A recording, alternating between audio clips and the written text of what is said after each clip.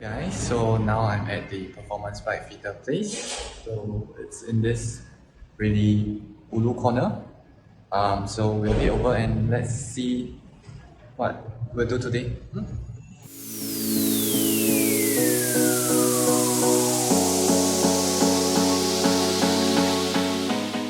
So right at the entrance, we can see the different handlebars, all from Specialized, the different helmets, cycling shirts, as well as the different kind of saddles.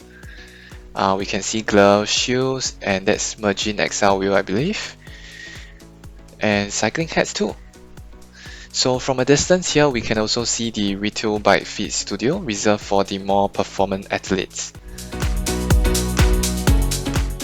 Next, Alan helped to mount my bike on this bike fitting equipment, and now we're ready to start. So the first section of the bike fit actually consists of the postural assessment. This is where Alan helped to assess how flexible my body is, specifically my hips, my reach, how high my leg can raise. So that's I'm really stiff on that section, so you can see that my legs can't really go 90 degrees bend, and he's doing a couple of exercises that actually help to increase my flexibility. Next, we talk about my stretchability, and with this exercise alone, Alan wanted me to reach to my toes as close as possible. So through this exercise, he actually noticed that I have scoliosis on my back, and that he foresee a few issues that I may need to change on my bike to suit my back, because my back is slightly curved. What he recommended would be that for this group of people, usually they might want to angle their saddle a little bit to make it more comfortable, but it's definitely not a big deal. So we'll head on to the next section. Moving on, in the next stage, Alan will now check on the angle of my feet to see how much tilted they are.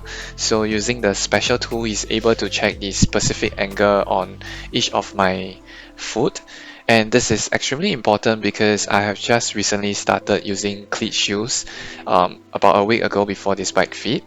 And because I have totally no idea how to do my cleat adjustment properly, in this step, Alan will be able to pinpoint what should the cleats on my shoe be accurately angled so that it will be more comfortable.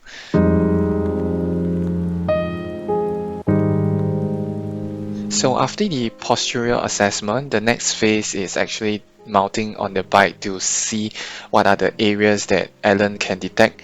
And this is also the stage where I told him about what kind of existing issues that I have personally when I ride long distance, like say 100 kilometers. So for me personally, through long distance, I've noticed that there's a lot of pressure on the meaty part of my thumb, so near the wrist there, and I also tend to have a bit of back pain in terms of near my neck area. I feel a little stretch out at the front, as well as when I'm pedaling, it feels a little weird. Because I have just recently started using cleats, and all I did was to mount the cleats on the lowest, or rather the closest towards my ankle, as a very basic default setting. So it is through this bike adjustment I walk him through all the problems that I have, and immediately the first thing that he said is that actually my saddle height is way too low for my inseam. So the first thing that he did was to actually raise the saddle much higher. The reason I set it so low I mean, I've been cycling and setting it at this stage because it was what is comfortable to me, and I felt that near traffic light I can just step out a little bit to rest on one of my legs on the road. But Alan said that this is way too low, and it's probably not ideal when it comes to using cleats because it's gonna immediately create that stress on my knees, which can be potentially creating an injury in the future. Aside from changing the saddle height, one of my real pain point is actually having saddle sores even at just 30 kilometers. So what happens is that Alan noticed my saddle is actually very, very long, and I've mentioned to him that I have a tendency to sit on the nose of the saddle, which is actually very thin. There's not much support area, and that's causing a lot of like sores down my butt area. So he tried his best to change the saddle tilt angle, but he actually recommends me one of the Shimano Stealth saddle, which has a nose that is much wider to suit my style of sitting. So that actually gave a lot of comfort immediately that I can feel.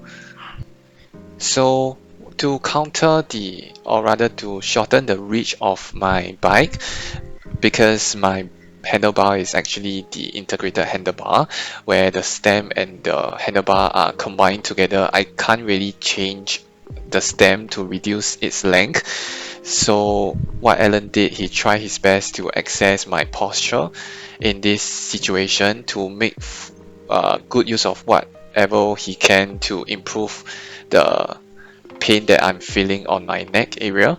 So he noticed that on my shifters, they are actually not parallel to the ground.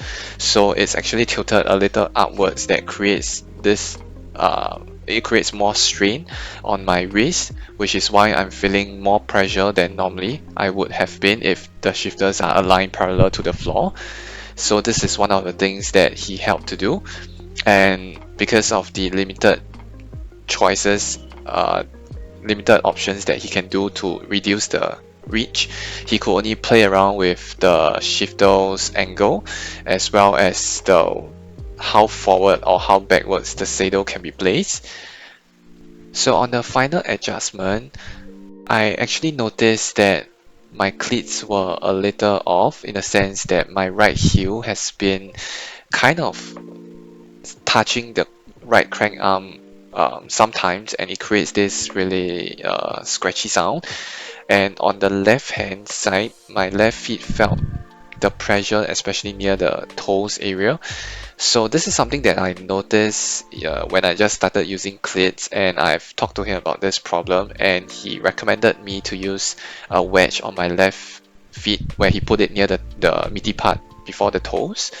So it's supposed to help balance the pressure on the shoe, but I noticed that this approach didn't really work because even for such a short session, my left feet is still hurting. So what he recommended is actually doing this customized sole, in that it will help to conform to the entire shape of my left feet. So in this way, it's more natural and the pressure you put on the shoe will be much more balanced. But it can be a little costly, so I will see and get used to these new cleat adjustments, and if that doesn't really help, then perhaps I can consider this option. So for people who are out there who wants to do the customized sole, Alan is the one that is able to do so using the Retool Bike Fit, and from his uh, from his introduction, it will only take about a day or so. It costs about 260 at this point of filming, and you can literally just put it in the sole, and then the machine will help to generate this kind of like a 3D sole that conforms to your shape of the feet, and he will allow you to do adjustments on this sole. So it's actually pretty malleable over the course of like 1 or 2 years. If your cycling position has changed, you can always come back to him to adjust again. So after all the micro adjustments that Alan has helped me do, from settling my cleats, my saddle angle, the tilt, the shifter positions, and based on his experiences, what he recommended, the final stage is actually using the computer to view what are the statistics for my entire posture and everything. So he's now putting the sensors on the different areas of my body so that the computer can actually capture all these motions. And with this technology, he can actually see what are the discrepancy in each legs, how much my body is moving, and what are these measurements that measure against what the computer recommends, and it's through this he can see like what are the things that he missed out, and then he can fine-tune to the most accurate setting that he wants, and this is the final adjustment that he will do to conclude the bike fitting session.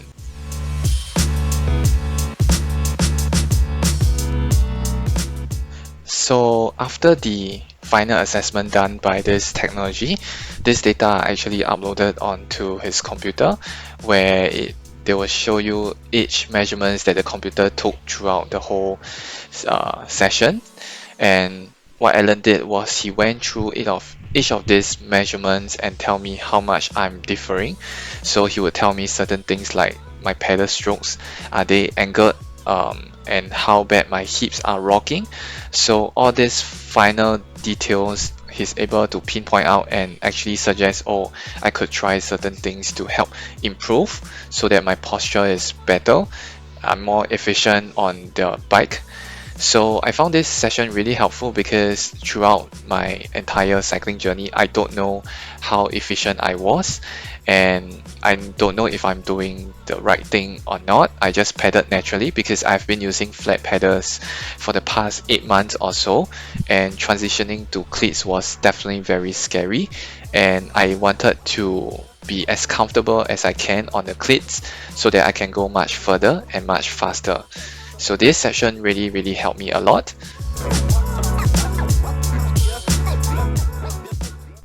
So to conclude the bike fit, I also opt in to take the body measurements of my body. So what Alan is doing, he took different measurements like my height, my inseam, my shoulder length, my butt measurements, so that he can recommend what is a suitable saddle for my bone width, my shoulder length, etc. and all this. So all these details or measurements will help if I want to transit to a new bike in future. It will be very useful to pass this information to the next bike fitter or like to the workshop to custom the bike ready for me next time.